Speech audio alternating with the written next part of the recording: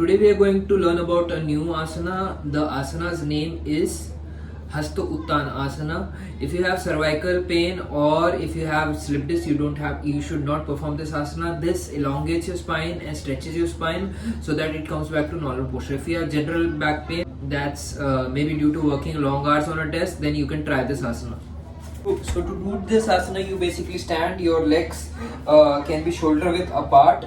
You extend your hands above your head and then you bend backwards. Make sure your hands are right next to your ears. You can stay in this position for at least 30 to 40 seconds for best results. The benefits of the asana includes it stretches the spine, it stretches the abdomen, it improves the digestion. So if you are facing any issue similar to this, then you can try this asana. This will be extremely helpful for you.